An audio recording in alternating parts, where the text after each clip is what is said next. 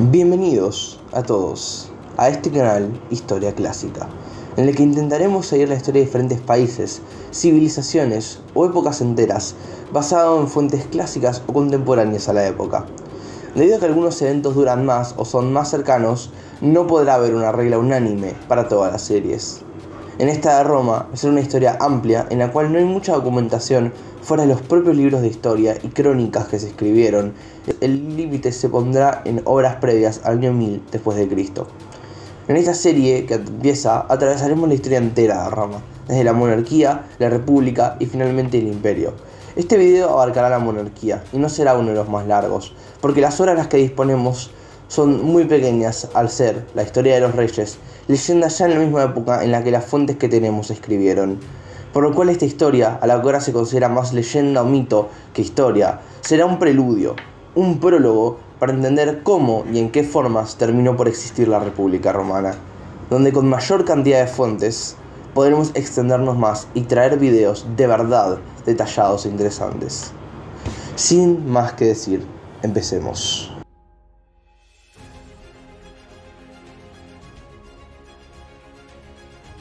Nuestra historia no comienza como uno podría pensar en la provincia itálica. No, esta historia empieza según la principal fuente, en este primer capítulo, en Troya. Justamente en el saqueo y destrucción de la ciudad, durante la guerra de Troya.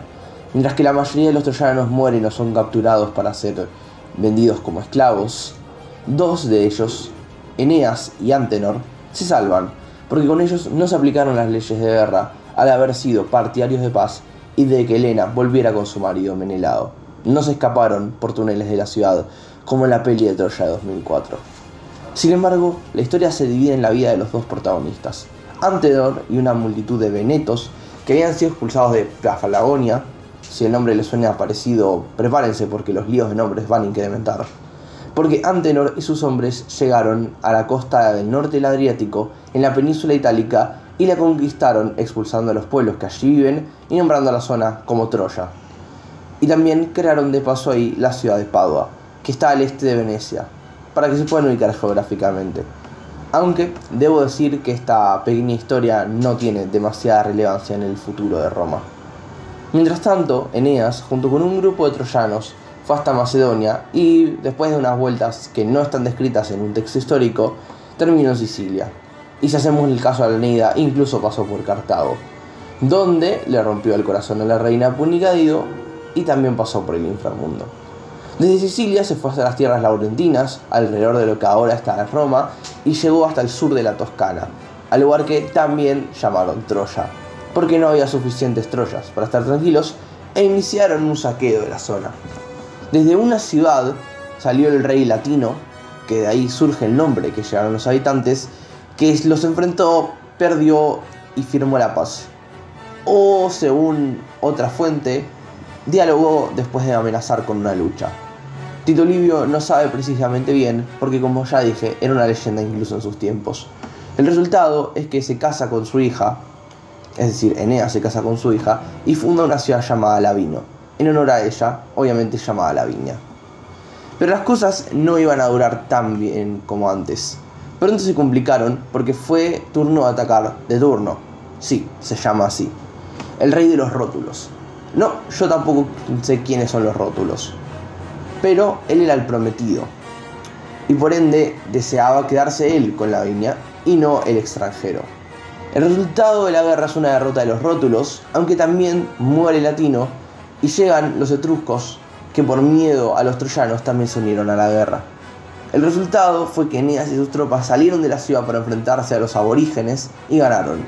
Pero Eneas murió y lo enterraron a orillas del río Númico, que parece que era el actual río Torto. Como el hijo de Eneas, Ascanio, no estaba lo suficientemente acreditado como para gobernar, la regencia quedó en su madre Lavinia. Y créanme, de vuelta, que en esta serie una cosa así no va a ser la última vez que pase. También había un hijo previo a esta llegada a Italia llamado Julio, del que supuestamente desciende la familia Julio. Sí, la misma de Julio César. Cuando se hizo mayor, Ascanio gobernó la nueva Troya y fijó frontera con los etruscos en el río Tíber, y después le sucedió a su hijo Silvio. Después de este gobierno y unos cuantos más, aunque no se menciona casi nada ninguno, que son los de Enea Silvio, quien se intuye que era un bastardo, Latino Silvio, que hizo colonias en una ciudad Alba, después el propio Alba, Atis, Capis, Capeto, Tiberino, Agripo, Rómulo Silvio y Aventino, quien está enterrado en una colina que a partir de entonces se llama Aventina y que actualmente forma parte de Roma y fue una de sus colinas principales. Después siguen Proca, Numitor y su hermano Amulio, el cual llegó al poder ilegítimamente exiliando a su hermano Numitor. Cometió muchos crímenes, entre ellos cortar toda la descendencia de la dinastía familiar, matando a algunos hijos de Numitor y convirtiendo a su sobrina, o sea la única hija de Numitor, en virgen vestal. Y ella sería quien un pequeño tiempo más tarde daría origen a los famosos Rómulo y Remo. Ahora por fin llegamos al origen de la ciudad, o al menos de sus fundadores, Rómulo y Remo. Resulta que Rea Silvia, la virgen vestal y sobrina del rey tirano, fue forzada, según ella clamó, por Marte, o sea Ares, el dios de la guerra, y como no hay otros sospechosos, porque esto no es una película judicial, se decidió más bien el tirano, tirar a los hijos al río. Según Tito Livio, no quería un clásico ejemplo de un príncipe Caspian, o sea, un príncipe en el cual está antes en la línea sucesoria que los herederos del trono. Así que se fueron a hacer la táctica de Moisés, pero sin querer que sobreviviera. Pero da la casualidad de que el río Tíber estaba desbordado y por eso no lo pudieron tirar por los lugares habituales. No sé si es peor que lo fueran a tirar sin que nadie hiciera conflicto o que incluso tuvieran lugares habituales para hacerlo. El punto es que lo tiraron en una charca y de ahí terminaron bajo la higuera Ruminal, donde una loba los amamantó. Aunque para todos ellos, que creíamos que la tipa era tipo Tarzán, estábamos equivocados, porque las encontró un tipo llamado Faustulo, que era el mayoral, o sea el pastor jefe, del ganado del rey, y este se lo dio a su esposa para que los criara, que me imagino cómo fue la petición. Que por cierto, según el Tito Livio, ella, Laurentinia, había rumores en Roma de que vendía su cuerpo y por eso la habían llamado loba, y de ahí surgía la leyenda. No me imagino la leyenda si a las promiscuas les hubieran dicho tortugas. Aunque según Plutarco, Numitor, su abuelo, lo sabía y les ayudaba a lo que los criaran, y por último, que se los educó como un noble de letras y otras habilidades de bien nacido. No sería sospechoso que los hijos de un pastor, por más que fuera el jefe, fueran considerados como nobles. Se ve que en esa ciudad no. Por cierto, esa ciudad ahora se llamaba Alba. Después nos pasamos a su juventud, o mocedad, términos raros hay en todo el mundo. Mientras estaban cazando, hubo una fiesta donde los jóvenes corrían desnudos, algo que va a seguir en Roma durante mucho tiempo. Y en el medio pasó algo un poco difícil de explicar. Unos salteadores, airados por la pérdida del botín, les tendieron una emboscada. Rómulo se defendió con la fuerza, a Remo lo agarraron y lo entregaron preso al rey Amulio, acusándolo encima de lo que había hecho. Los criminales se vengaron de un asaltado que había puesto resistencia llamándolo criminal. Algunas cosas no cambian. Por cierto, Plutarco da un poco más de detalle explicando que eran hombres de Numitor y Amulio que se habían robado mutuamente, y que estos eran los de Amulio que habían fallado, lo cual hace esto peor, pero con más sentido. El punto es que entonces Rómulo, junto a los pastores sobre los que tenía estatus por ser el hijo del jefe, hizo la clásica estrategia de un juego de armas competitivos. Se lanzaron desde todos los lugares de forma sincronizada y con la ayuda de Remo, que se las arregló para contactarse con Numitor, que recordemos era el hermano del rey y legítimo rey, no sé bien cómo lo contactó, matan a Amulio y le devuelven el trono a su abuelo. Después de eso, a Rómulo y a Remo se les da por fundar una ciudad en el mismo lugar donde habían sido abandonados. No sé bien por qué, pero igual en la antigüedad para los héroes era común fundar ciudades hasta para usar su nombre en el ahorcado. El punto es que ambos querían ser los gobernantes de la ciudad. Además, según Plutarco, Rómulo la quería cuadrada y Remo no, y ponerle su propio nombre a la ciudad. Y como por ser gemelos no se podía decidir porque ninguno era el primogénito, intentaron usar a los dioses. Pero las negociaciones fallaron y al final Rómulo y sus seguidores estaban convencidos de que debería ser en el Palatino y Remo y sus allegados en el Aventino. El punto es que al final terminaron luchando a muerte y Remo murió. Rómulo se quedó con la ciudad. Por cierto, Según una versión, Remo saltó de las murallas para empezar el combate, lo que se me hace gracioso por pensar que tenían todo preparado, aunque contradice la historia de Plutarco, porque según él las murallas eran un tema de discusión, y recién ahí se pusieron a pensar en quién iba a gobernar. Lo bueno es que había sobrepoblación en la ciudad de Alba y muchos pastores fieles a Rómulo, así que tenían una buena base de población. Así, una vez fundada Roma, empezó un llamamiento a los hombres, que según Plutarco se había hecho antes de ser rey de la ciudad, aunque según Tito Livio se hizo después. En este se dijo que se aceptaba a todos, criminales, esclavos fugados e incluso desertores, además de los buenos hombres que quisieran ir. Según la tradición, la primera fundación de Roma se verificó el día 11 antes de las calendas de mayo. Aunque el calendario no era exactamente igual al nuestro ahora, sí se puede asumir la fecha alrededor de nuestro abril. Una vez que fundó la ciudad, lo primero que hizo fue distribuir a la gente útil para las armas en los distintos cuerpos militares. Designó cuerpos de 3.000 infantes y 300 jinetes, y los llamó legión. Se llamaba una asamblea general para que todo el pueblo llamaba populos, y de entre todos, a 100 de mayor mérito, los nombró patricios y los configuró en el Senado. Y como no quería que la plebe tuviera una sensación de inferioridad y miedo al Senado, lo configuraron para que fuera una medida paternal, de ahí patricio o en todo caso patrono y cliente, pero nunca algo que redujera la individualidad de la plebe. Pero, según Tito Livio, todo esto fue lo segundo que hizo, y lo primero fue fortificar la ciudad y hacer sacrificios. Recordemos que según Plutarco las ciudades ya estaban construidas. En el cuarto mes se dio el famoso rapto de las Sabinas, pues aprovechando de sus belicosas y poderosas legiones, asaltó a los sabinos para robar a 30, aunque según fuentes que el propio Plutarco menciona a 600 o 700 doncellas, porque la mayoría de los llegados a la ciudad no tenían pareja y buscaban matrimonios. Además de que según una profecía muy cierta, Roma viviría de la guerra. Así que se fueron poniendo en marcha los ejércitos y, aunque según se dice, no se robó a ninguna casada, como si eso lo hiciera menos grave. Según Tito Livio, esta historia es un poco distinta, porque Rómulo invitó a las Sabinas a ver la ciudad de Roma, y cuando habían entrado y estaban viendo las casas, secuestraron a las mujeres que habían ido. Aunque los sabinos eran muy guerreros y numerosos, decidieron mandar a Rómulo embajadores para evitar que se le hiciera daño a sus hijas. Pero Rómulo no las entregó de vuelta y entonces Acrón, rey de los Seninetes y chismoso profesional, temiendo futuros ataques de Roma, atacó la ciudad y ambas naciones marcharon la una contra la otra. El ejército del enemigo fue destruido, Rómulo tomó la ciudad de los Seninetes y procedió a obligarlos a destruir sus hogares e irse a vivir con él a Roma, como ciudadanos de iguales en derecho. Después de esto fue cuando los sabinos se prepararon, se declararon enemigos de Roma y se mandaron a esa guerra. Los de las tierras de Fidenas, Ustumo y Antena fueron derrotados. Roma empezó fuertecito.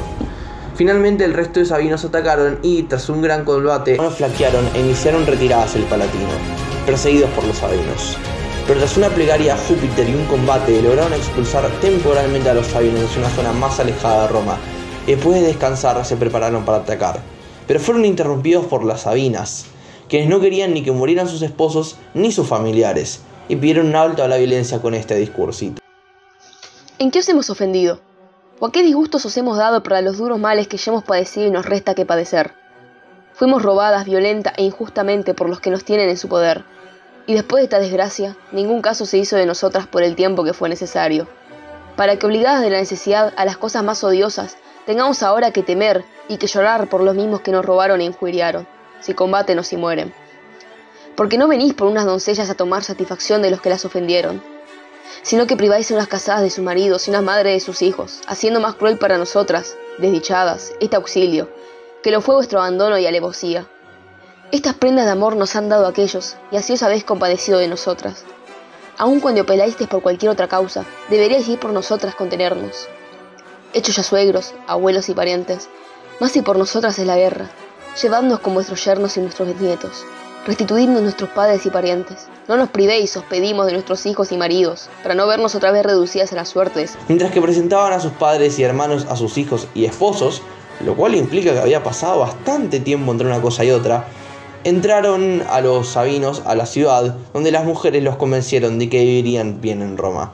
Así se hizo un tratado por el cual las mujeres que quisieran quedarían con los que tenían consigo, que en unión habitarían la ciudad romanos y sabinos, que ésta se llamaría Roma, pero todos los romanos se llamarían Quirites en memoria de la patria de Tasio, y que ambos, reina, se unirían en una unión y tendrían el mando de las tropas. El lugar donde se ajustó este tratado todavía se llama con el nombre de comisión, porque a los romanos al juntarse le decían comire. Duplicada la ciudad, se eligieron 100 patricios entre los sabinos y las legiones se duplicaron. Se dividió el pueblo en los 3 de Rómulo, llamados Ramseses, nada que ver con el Famulor, y los de Tasio, tasienses, y los del tercer, lucenses.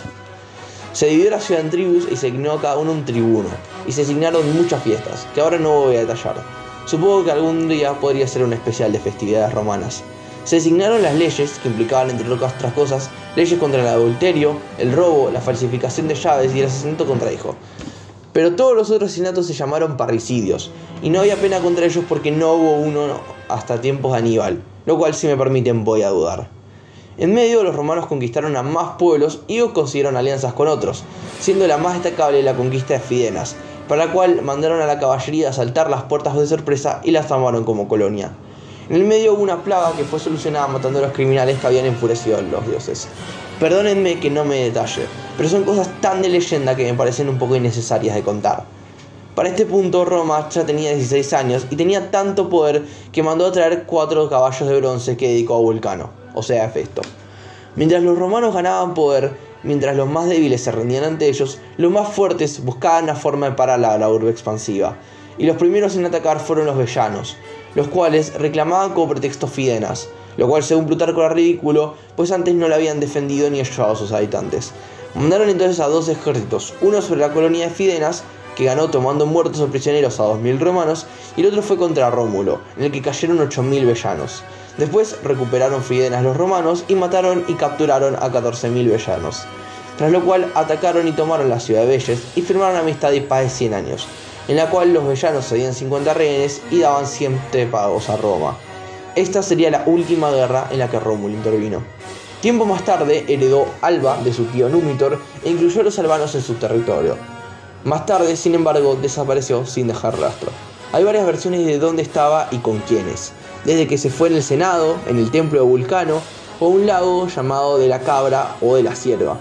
Según Tito Livio, la historia era una en la cual Rómulo estaba pasando lista a sus tropas cuando pasó que la luz del sol se eclipsó y surgió una tormenta nocturna que se lo llevó. Algo que pasa siempre, no importa dónde y cuándo se lo hayan llevado. Hubo caos, pero se entendió que Rómulo había ascendido al panteón como dios que era. Buena parte lo creyó, pero otros acusaron a los patricios de haberlo matado. En ese momento, un ciudadano de los patricios de la confianza de Rómulo, llamado Julio Proclo, se presentó en la plaza y, acercándose con juramentos, dijo que se le había aparecido Rómulo en forma divina y que le habían hablado. ¿Qué te hemos hecho, oh rey? ¿Y qué te has propuesto para dejarnos a nosotros entre sospechas injustas y criminales, y todo el pueblo en orfandad y en general desconsuelo? Y aquel le había respondido: los dioses han dispuesto, oh Proclo, que solo hayamos permanecido este tiempo entre los hombres, siendo de allá, y que habiendo fundado una ciudad grande en imperio y gloria, volvamos a ser habitadores del cielo. Regocíjate, pues, y di a los romanos, que si ejercitan la templanza y fortaleza, llegarán al colmo humano del poder, y yo, bajo el nombre de Quirino, seré siempre para vosotros un genio tutelar. Con esto terminaba la historia terrenal de Rómulo. Pero si les interesa, según Plutarco, Rómulo se fumó a los 54 años de edad, el 7 del quinto mes, y después de 38 años de reinado. Es decir, se hizo rey a los 16 años. Y yo a los 16 años empezando a leer un libro de los Césares de Roma. Tras la muerte de Rómulo, el poder quedó en una situación de caos. Al principio nadie quiso ser rey, porque nadie destacaba. Por cierto, por si se lo preguntan, según una fuente de Tito Livio, Rómulo tuvo un hijo y un hijo con una sabina, pero no se les presta más mayor atención. Sin embargo, al tiempo, los sabinos pidieron un rey que sea de origen sabino para volver a la política, porque medio que habían sido apartados del Senado después de la muerte del rey Tasio. Pero los más antiguos, que tendrían a lo mucho 20 años de diferencia, pero bueno, no querían que fuera extranjero, aunque no se ponían de acuerdo, que en todo el mundo estaba sorprendentemente de acuerdo con una monarquía, pero como nadie quería elegir al otro, terminaron en un sistema un poco mixto, por lo cual los 100 senadores debieron intentar un sistema por el cual se unieron en decurias, es decir, grupos de 10, de los cuales cada cual enviaba un hombre para elegir en su nombre, quedando así 10 gobernantes. Supuestamente había 100 senadores más, pero bueno, no se les tienen en cuenta. Una vez ahí se decidió que el pueblo podría votar a un rey y luego el Senado lo debía ratificar, con un discurso de un senador que desconocemos su nombre. Para nuestro bien, prosperidad y felicidad, ciudadanos, elegido rey, así lo han determinado los sucesores. Ahora si es digno sucesor de Rómulo, el Senado lo ratifica. Las elecciones terminaron seleccionando a un Sabino, pues para todos, sabinos o no, era uno de los hombres más respetados del momento, Numa Pompilio, el único rey pacífico de estos y probablemente uno de los pocos pacíficos gobernantes de Roma en todas sus épocas. De él se decía que era la ciudad de Cures, que había nacido el mismo día que había sido fundada Roma, por casualidad, dicho así por Plutarco, hijo de Pomponio y menor de 4 hermanos, que había dedicado todo lo que llevaba de vida a la filosofía y a la paciencia, cultivando un desagrado por las exaltaciones y la violencia. Se convirtió en uno de esos hombres de la verdad que había abandonado sus riquezas y que era bien considerado por juez y consejero, y que dedicaba todo su tiempo libre no al ocio sino a la religión. Como digo, es el más particular, y sí, también el más aburrido de todos los gobernantes de la historia romana. Además, según Plutarco, se casó con la hija de Tasio, pero en vez de irse a casa de su suegro, se quedó cuidando a su padre en su ciudad natal. 40 años cuando llegaron los mensajeros de Roma para encomendar su puesto, siendo los mensajeros unos tales Proclo y Beleso, que bien podrían haber sido reyes, pues uno tenía el cariño de la gente de Rómulo y el otro el de los de Tasio. Pensaron que al contarle la noticia iría encantado, pero era uno de estos personajes de la historia que prefiere la vida apacible al poder y tuvo que hacerse de rogar. Toda mudanza en el método de la vida es peligrosa, y a quien nada le falta de lo que ha menester, ni nada de lo presente le da disgusto. Solo la ignorancia puede moverle y apartarle de aquellas cosas a que está hecho, las que cuando nada más tenga para ser preferidas, en la seguridad a lo menos se aventajan mucho, a las que están por ver. Si es que esto puede decirse con respecto al reino. En vista de lo que con Rómulo ha sucedido, habiendo caído sobre él la mala sospecha de que armó acechanzas a su colega Tasio, y sobre vuestra iguales la de que él mismo le ha quitado la vida, y a Rómulo se le celebra con encomios como hijo de dioses, y se habla de su prodigiosa crianza, y de la manera increíble como salvó siendo niño, pero yo procedo de mortales. Mi crianza y educación la han hecho hombres que no os son desconocidos. Cuadra mal con el haber de reinar lo que se elogia en mi conducta, que es mucha tranquilidad. Darme atención a discursos de pura teoría y además como consiguiente este inoportuno amor de la paz. De todas las artes no guerreras y de los hombres que solo se juntan con objetos de dar culto a los dioses y de formarse a la virtud, y en los demás cada uno de por sí o labran o apacientan, a vosotros, oh romanos, os ha dejado Rómulo muchas guerras, quizá involuntarias, para cuyo buen éxito se necesita de un rey fogoso y de gloria de edad. Y en el pueblo, por la buena suerte que le ha seguido, se ha engendrado hábitos y deseos de la guerra, sin que nadie se le oculte su tendencia a dominar a los demás. Reinarse, por tanto, del que solo reverencia a los dioses, y enseñarse a honrar la justicia y detestar la guerra. De esta forma siguió negándose, pero los romanos insistieron bastante, porque querían evitar una guerra civil y era el único en el que podían estar de acuerdo los dos grupos étnicos que ahora formaban Roma. Y finalmente, convenciéndolo de que era la oportunidad de unir a los dos definitiva, se dejó convencer. Hizo un sacrificio y se fue para Roma. Cuando llegó hubo una gran ceremonia donde los augures lanzaron pájaros para que se decidiera el agüero del rey, lo cual tuvo buenos resultados y Numa bajó vestido con su traje púrpura convertido en rey.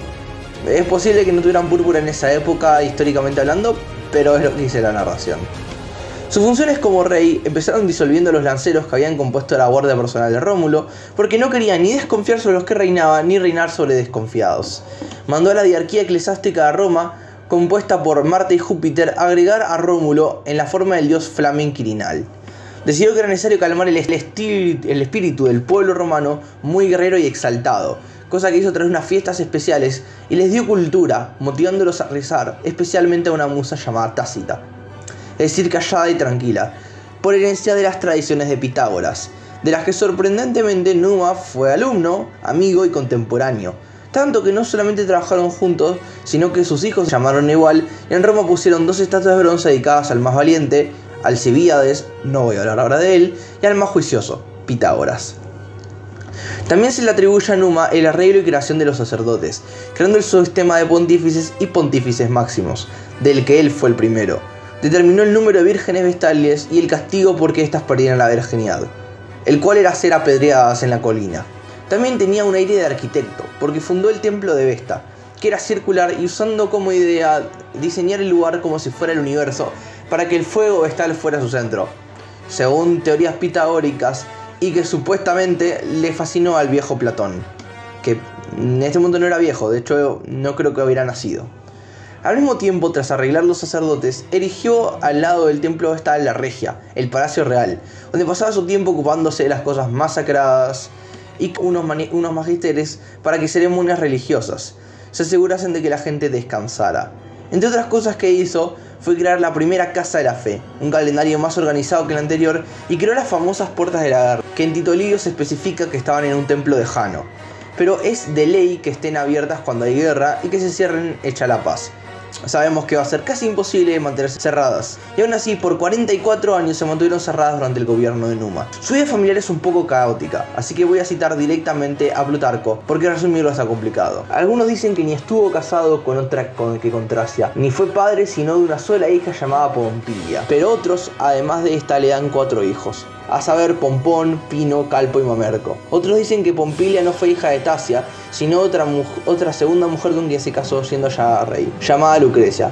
En lo que todos convienen es que Pompilia se casó con Marcio. Finalmente, la enfermedad y vejez causaron la muerte del Numa con más de 80 años de vida, al cual siguió uno de los entierros más legendarios de Roma, donde aliados, romanos y dioses lloraron por él como si fuera un joven muerto injustamente y no un rey viejo.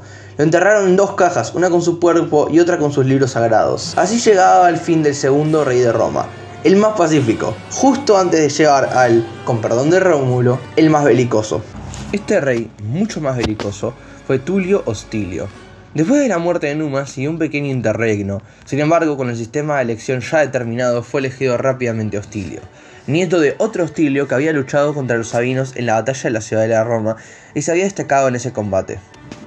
Por cierto, si ven que decía Tulo y Tulio Hostilio, es porque hay fuentes donde se lo dice de las dos maneras, porque la traducción es un poco indecisa en cuál de los dos nombres es correcto. En algunas traducciones lo encontré como Tulo y en otras como Tulio, así que nada, pueden usar la que ustedes prefieran, o no sé, investiguen cuál les parece con más sentido.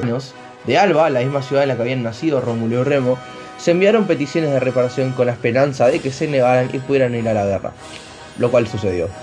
Ambos bandos se prepararon entonces para una guerra de intensidad, casi de una guerra civil, pues aún Alba y Roma estaban aliadas por sangre. Los albanos se lanzaron con un ejército numeroso a invadir Roma, acampando relativamente cerca. En ese campamento muere Cecilio, rey de Alba, por lo cual se tomó a dictador a Metio Fuencio, quien sería a cargo del resto de la campaña de Alba. Tulio se metió rápidamente al territorio albano con el objetivo de ganar ese territorio. Preparados para el combate, se posicionan enfrente para parlamentar antes de la batalla. Ahí, Metio Fuencio propuso que debido al poderío de los etruscos cercanos y el gran poder que estos tenían, debían resolver el conflicto sin llegar a una batalla campal, pues si no, ambos serían derrotados por los etruscos. Tulio acepta y por una casualidad se define la tregua. Resulta que en cada uno de los ejércitos habían 3 hermanos gemelos, o sea 3 gemelos en cada bando. Y como eran de edad y con textura parecida, se decidió que en un combate entre ellos en solitario finiría la suerte. Estos eran los Horacios y los Curacios. Firmaron el pacto según el cual ganara gobernaría el otro. Cuando se dio el combate, los albanos, parece que no está claro de quién era cada apellido, aunque Tito Livio use Horacios para los romanos y Curacios con los albanos, igual que Dionisio el Encarnazo, lograron matar a 2 de los romanos, pero quedaron heridos, por lo cual el romano superviviente escapó y giró rápidamente para sorprenderlos separados, gracias a lo cual y las heridas se alzó vencedor. Alba se rindió a Roma y la primera orden fue no desarmar a la juventud, pues sería necesaria en la guerra contra los bellos. El dictador albano, quien había perdido popularidad, intentó ganarla a través de una alianza con bellos y fidenantes, que era colonia romana, mientras que ellos se quedaron falsamente con los romanos para luego traicionarlos. Cerca del río Tíber se posicionó la batalla en la cual los romanos se interpusieron a los bellanos, mientras que los albanos se encargarían de los fidenantes. Sin embargo, los albanos, indecisos y traicionados a los romanos, fue una colonia para decidirse según los resultados del combate. Tulio entonces pide que los jinetes suban lanzas, impidiendo a los soldados ver la retirada, y luego grita y hace que se grite que es un movimiento envolvente ordenado por él. Gracias a este movimiento los romanos se motivan y logran derrotar a sus enemigos, que además al saber latín se descuidaron intentando protegerse de un posible ataque albano. Con la victoria, Tulio ordena que se unan los campamentos para un ritual de purificación. Explica la mentira al dictador de forma más obvia posible y lo hace ejecutar, desmembrar y repartir por la zona. Evidentemente tenemos el primer precedente para William Wallace. Luego Tulio hace que sus jinetes se lleven a la población albana hacia Roma, amplíen la ciudad hacia nuevos montes y destruyen sus legiones. Alba, según Dioniso Halicarnaso, esto fue al revés, primero se destruyó Alban y después se ejecutó al dictador. Pero no me hace demasiado sentido, como muchas partes de su narración. Y entonces Alba es convertida a ceniza. Tras eso se organiza un ataque contra los sabinos para afianzar su control sobre el resto de ciudades. Tras una gran batalla en la selva donde la infantería romana, mezclada con la amplia caballería de itálicos, que será relevante en futuros episodios, logra derrotar a los sabinos. Según Dionisio, también hubo una guerra de los latinos que eran súbditos de Alba, pero él mismo reconoce que durante esta guerra de 5 años que inició porque los latinos no aceptaron el traspaso de poder a Roma, no hubo muchas hostilidades y terminó en una reconciliación. Tras eso, mientras el reinado alcanzaba su punto máximo, empezó una lluvia de piedras en el monte albano. Tras esto se hicieron sacrificios durante 9 días, práctica que quedó de forma común en la Roma más cercana a nuestra época. Tras eso hubo una enfermedad que afectó al ejército. Sin embargo, a Tulio no le importó y no dio tregua al ejército hasta que se enfermó e intentó frenarlo revisando los textos de Numa, que recordemos había hecho por ahora lo más parecido a texto sagrado para la ciudad. Al final realizó un ritual, pero como lo hizo de poco de coro, Júpiter le lanzó un rayo, que lo mató a sus 32 años de reinado. Sí, como digo al principio de este video y repito cada tanto, en esta época los reyes romanos ya eran leyendas y por ende es quizás la parte de la historia donde más vamos a ver la mitología actuar. Esto y el capítulo siguiente, donde también vamos a ver un par de intervenciones divinas, aunque menos obvias.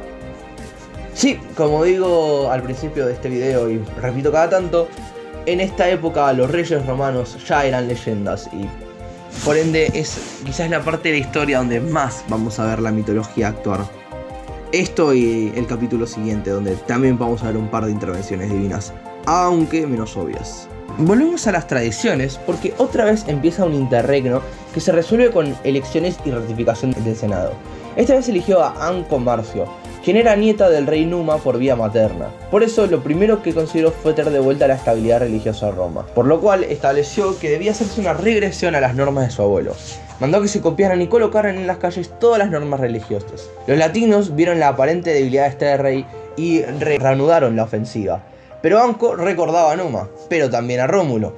Pobre Tulio Hostilio, nadie lo recuerda. Por lo cual decidió preparar las tropas y un ritual de inicio para la guerra, que sinceramente no es tan relevante como para relatarlo. Después encargó el cuidado del culto de sacerdotes y tomó por asalto Politorio, ciudad de los latinos que incorporó a la población de Roma, en el Aventino, a la que más tarde también se incorporaron los habitantes de las tomadas Telenas y Ficana. Finalmente, toda la guerra en el Lacio se concentró en Medulia, donde se da un combate alargado y en pequeños asaltos hasta que Anco consigue finalmente avanzar y ganar una batalla en campo abierto. Victoria que le da un gran botín con el que vuelve a Roma. Con ese dinero se reforzaron las uniones de las colinas que aumentaron mucho los recursos. Por ende la criminalidad disminuyó, por lo cual Anco también decidió, para terminar de bajarla, construir la primera cárcel de Roma. Y también un puerto para Roma. Aunque hay varias historias en las cuales va a faltar bastante para que haya una flota, ni siquiera una flota pública, sino directamente cualquier tipo de barco. Dionisio de Halicarnaso mencionó que los sabinos y los videos volvieron a sublevarse y fueron derrotados otra vez por Roma. En esta ocasión, Fidenas fue vencida en su propia ciudad por un ataque subterráneo, y los sabinos perdieron de la forma más convencional. Del resto de los 24 años de Anco no sabemos mucho, más allá de que fue glorioso. Principalmente porque la historia de Roma, al menos en la parte de la monarquía, tiene objetivo los primeros 2 reyes para explicar básicamente el surgimiento de Roma y de sus leyes, y después no va a haber nada muy importante o muy descrito hasta los últimos 2 reyes, que son la explicación de por qué surge el sistema republicano de Roma. El siguiente rey fue Tarquinio Prisco, también llamado Tarquinio el Viejo, para no confundirlo con, bueno, uno de sus hijos. Era un hombre extranjero, que de hecho venía de una ciudad llamada Tarquinios, que no hacía mucho había llegado a Roma. pero lo había hecho con gran fortuna. Tras la muerte de Anco, mandó a sus hijos a cazar, o sea, los hijos de Anco, Marcio, antes de que se celebraran las elecciones, y se ganó el pueblo dando un discurso sobre los reyes extranjeros anteriores, aunque durante muchas partes de la historia, sobre todo en la República, los discursos demagogos no van a faltar y pocas veces son considerados de intriga. Las primeras acciones como rey consistieron en nombrar 100 nuevos senadores, a los que se les llamó de segunda clase, porque eran nuevos y eran todos sus allegados y aliados políticos. Organizó los mejores juegos de Roma, creando además para ellos el Circo Máximo, que va a ser el mayor lugar de espectáculos de Roma hasta que llegue el Coliseo Flavio, y después intentó crear una gran muralla de piedras para Roma, pero los sabinos lo interrumpieron atacando en una nueva guerra. Reforzó sus tropas ampliando el poder de las centurias, aunque no sin problema con los augures, o sea, la gente que veía el futuro y las decisiones de los dioses, así que tuvo que hacer una especie de gran conflicto para tener que subir el número de centurias y no el número de cada centuria. Y posteriormente salió con sus tropas reforzadas a luchar contra los sabinos en una batalla célebre, luchando junto a un puente en un río.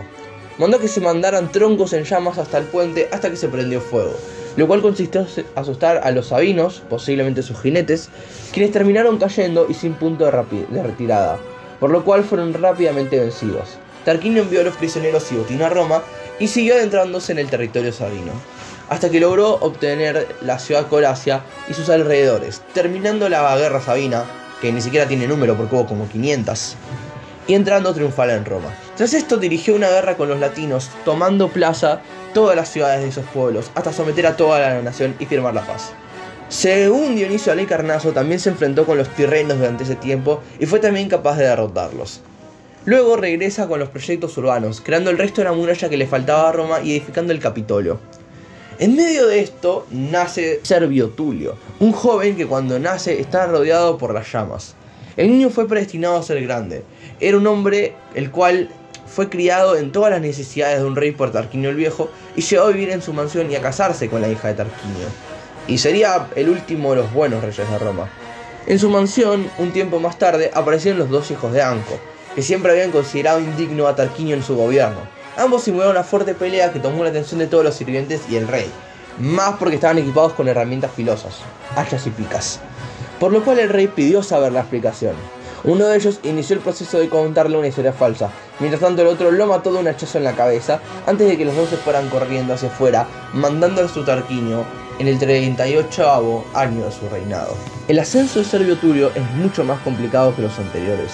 Tras la muerte de Tarquinio, su esposa Tanquil ordena que se cierre el palacio mientras se detiene a los perpetradores del asesinato y mandó a llamar a Servio, y en la primera gran escena dramática de esta historia le toma su mano, le muestra el cadáver ensangrentado de Tarquinio y le pide que no deje impune la muerte de su suegro y le pronuncia este diálogo: El trono es tuyo, Servio, si eres hombre, no de los que sirviéndose de manos ajenas han cometido un crimen incalificable.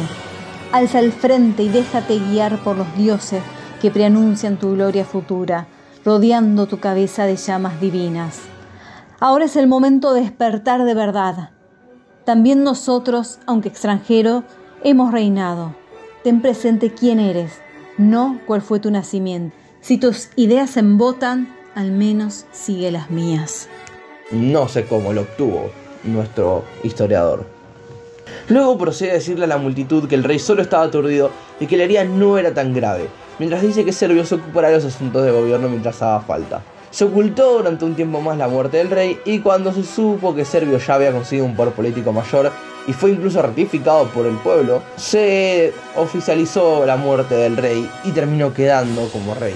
Mientras tanto, los hijos de Anco se exiliaron a Suessa Pomencia. Según Dionisio Halicarnaso, al principio los distintos patricios de la ciudad protestaron al ser una elección de rey ilegal, pero aprovechó un momento para convocar al pueblo a una asamblea para de esa manera buscar aprobación con el siguiente discurso: Ciudadanos, una necesidad grande e ineludible me obliga a cuidar de estas criaturas, pues su abuelo Tarquinio, que me recogió huérfano de padre y patria, me crió con un trato no inferior al de sus propios hijos, me dio como mujer a una de sus hijas, y como vosotros sabéis, continuó honrando y queriéndome durante toda su vida como si de un hijo suyo se tratara, y cuando tuvo lugar el complot contra su persona, me confió la tutela de los niños, en caso de que sufriera el destino que nos espera a todos los humanos.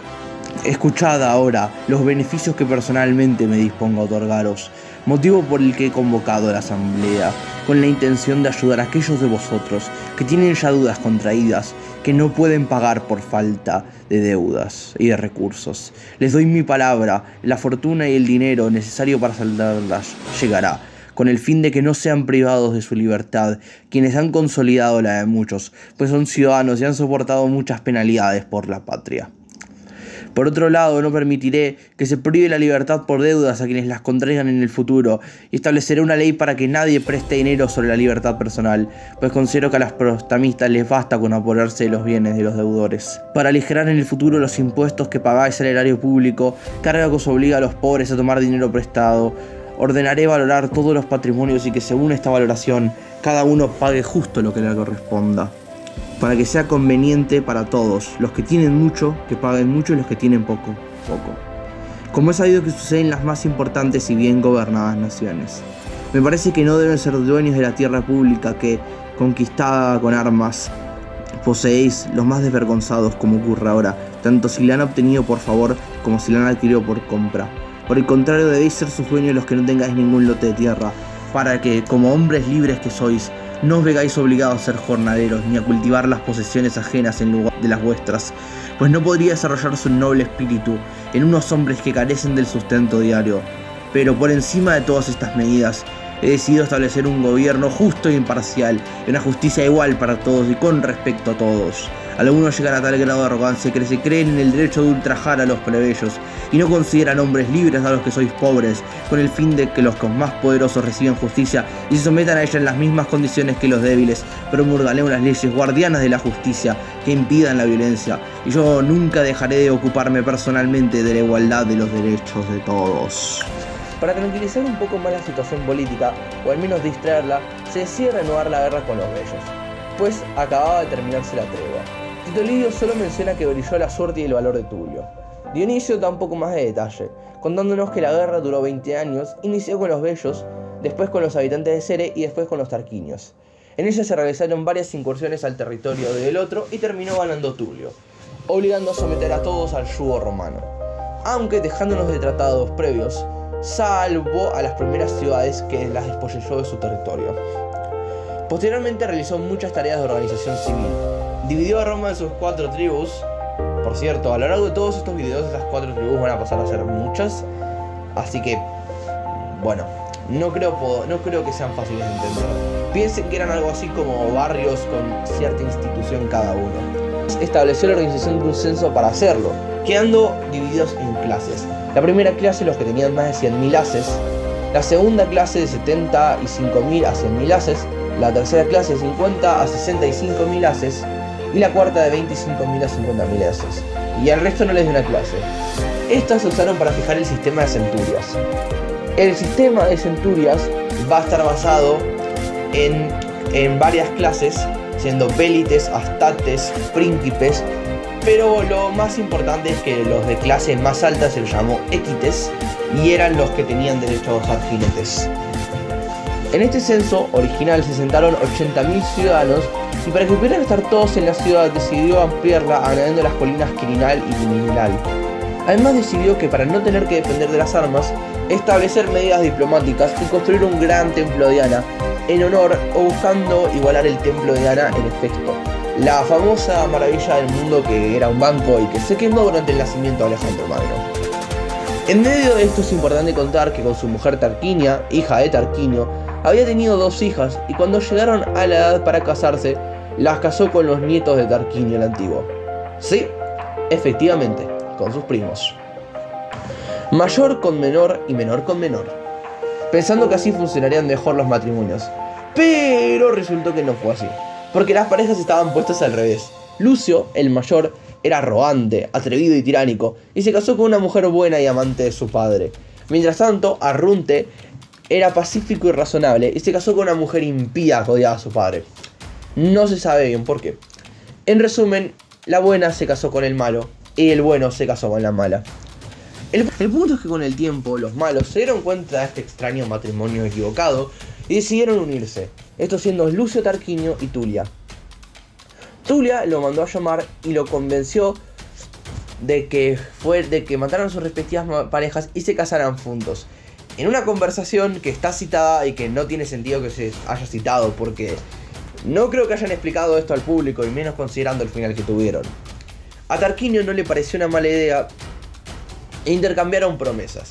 Lo hicieron y se casaron sin consentimiento de sus padres. Entonces, los conspiradores partidarios de Tarquinio se unieron en el Senado para quién sabe qué. Pero Tulio logró, con un discurso demasiado largo para leerlo acá, convencer al pueblo de que era rey legítimo y, tras avergonzar a los conspiradores, ganar la batalla política.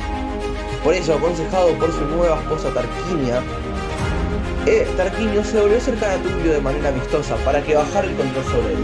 Lo consiguió, pues Tulio buscaba una conciliación y no un conflicto.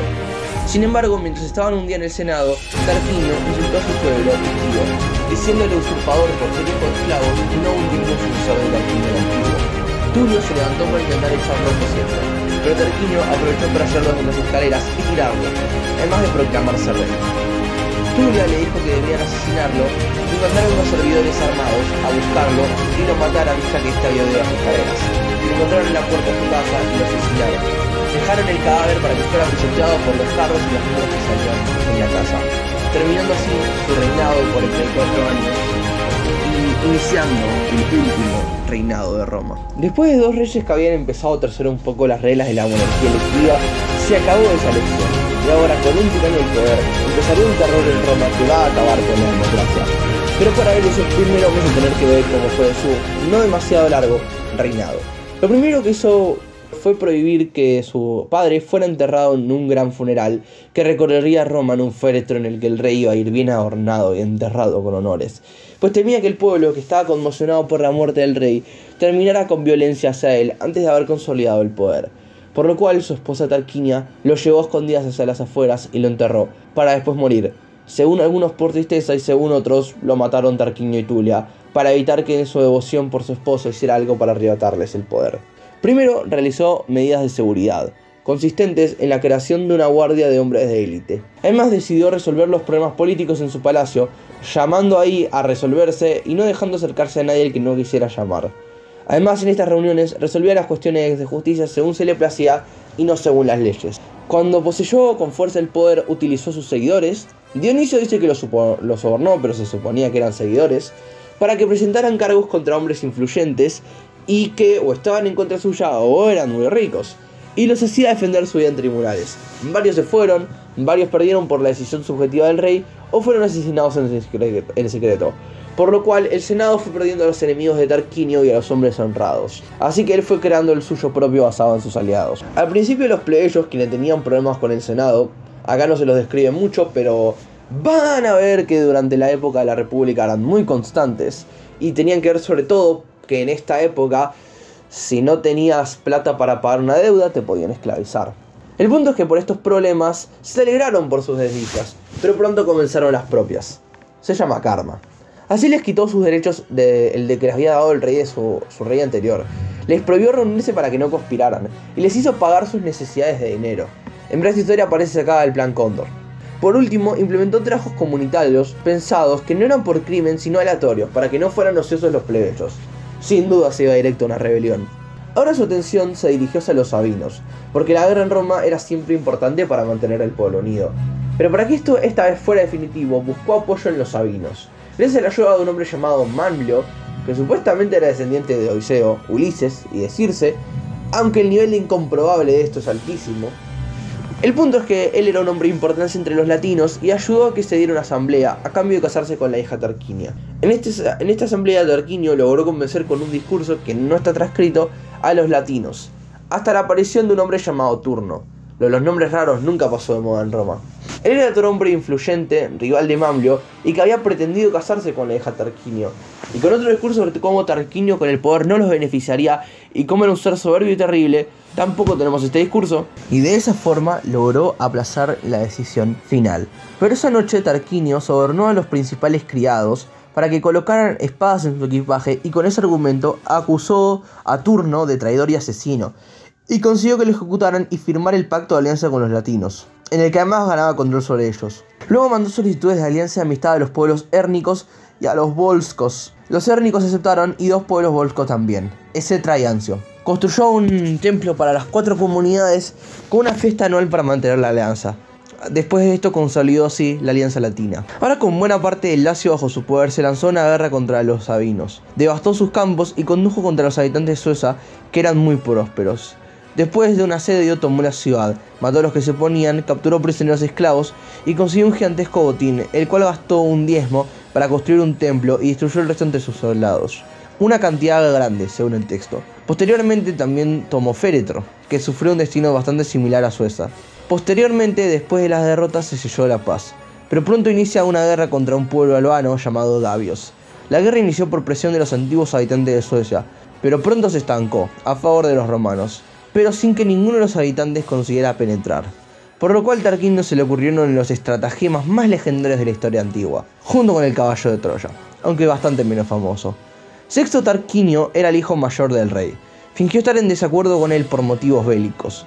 Fue azotado y ultrajado y por ello huyó de Roma hacia la ciudad de Gavios, atacando en el medio bases de su padre y consiguiendo botín, pues su padre los dejaba sin protección. Gracias a eso se ganó el cariño del pueblo enemigo, la amistad de los generales y poderes políticos. Ahí decidió acusar a los altos mandos y hombres ilustres de la ciudad de traición, infiltrando a través de sobornos cartas de su padre comprometedoras. Los mató y asumieron sus hombres la guardia de la ciudad, por lo que Tarquinio pudo acercarse y entró a la ciudad tomándola para sí, pero con un aire menos tiránico y más democrático para ganarse el favor de ese pueblo. Tras esto, Tarquinio le dio un descanso al pueblo de la guerra y mandó la construcción de los templos de Júpiter, Juno y Minerva. En el medio ocurrió una historia fantástica pero interesante. Una vieja se acercó ofreciendo las recopilaciones de profecías de un famoso profeta. El rey consideró el precio elevado y le dijo que no. La mujer entonces quemó parte de los libros y le ofreció el resto por el doble del precio. Tarquinio se negó y la mujer volvió a hacer lo mismo. Tarquinio pidió consejo y le instaron a que aceptarlo, cosa que hizo guardándonos en el templo Júpiter Capitolino. Posteriormente decidió fundar ciudades que estaban ligadas a la autoridad romana, iniciando de verdad la expansión territorial de Roma. Luego de muchas guerras, saqueo y obtención de ciudades, pero sin nuevas bases, estas ciudades fueron Signia y Cirellos. Al mismo tiempo empezaron a hacerse presentes malos augurios para Tarquinio, quien tomó precauciones intentando evitar su destino, pero como siempre fallará en hacerlo. Había en Roma una mujer muy bella llamada Lucrecia,